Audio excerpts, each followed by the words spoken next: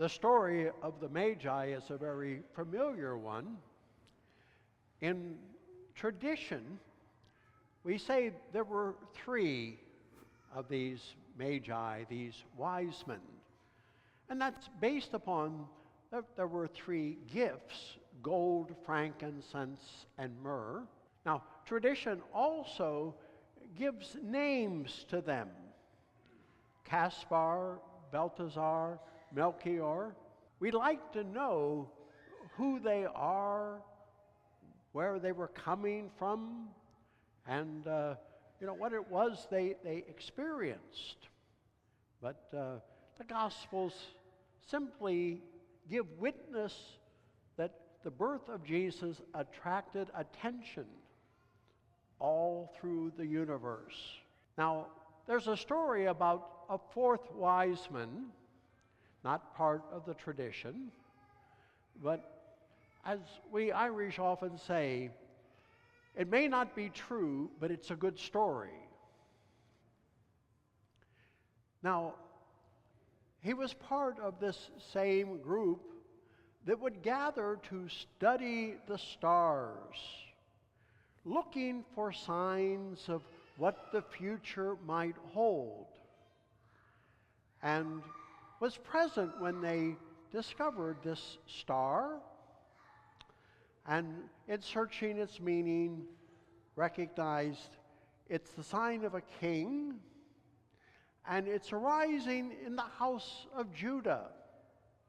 So there must be a newborn king of the Jews. Well, they wanted to go pay homage. So they began to prepare their gifts. Well, when it was time to leave, our fourth Magi still wasn't ready. And his friends knew him well. He was late for everything. But that wasn't going to hold them back. So they arranged that as they would travel, they would use chalk, write their initials on the doorpost of places that they stayed, so that their friend could follow in their footsteps. And who knows, maybe he would catch up. Well, we know the story of those three who completed their journey. Our fourth wise man, finally, when he had collected all of the precious jewels that he would present to this new king, sets out on his journey. He's not far along when he encounters a man by the roadside who is seriously ill. And not being the kind of person to pass by someone like that, he stops to take care of him. Well, he sells one of his precious jewels so that he could build a shelter for the man, get the medications, and because he needed someone to care for him, he stayed ministering to him until the man finally died. He sets back on his journey, and he's not very far gone when he encounters a woman sitting in the field sobbing. And he asks about her situation. She's a widow with a young child. She has no money to plant the seeds, no one to bring in the crops.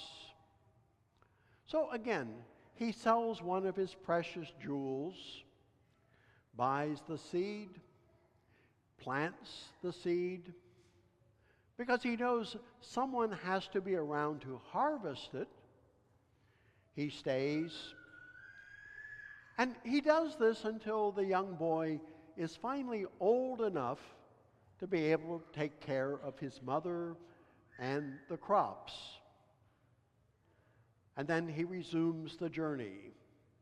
The chalk marks are fading by now, but as you might expect, before long he encounters somebody else in need.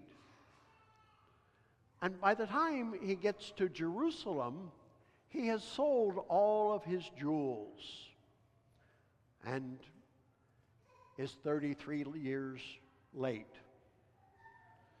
Well, he's standing on a street corner in Jerusalem wondering what to do.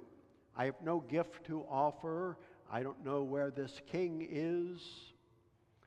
When Roman soldiers press him into service to help carry the cross of a man who is being taken off for crucifixion. And that's the story of how Simon of Cyrene, the fourth wise man, was able to give his gift to Jesus. The gift being love of God and love of neighbor.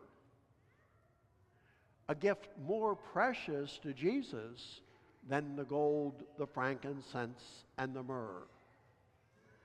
And of course, this is the same gift we are to offer. The gift of our lives in service to Him and to our neighbor. And we should pursue that no matter what the cost, because it is truly the most precious gift we have to give. The gift of our hearts, of our love, in service of God and one another.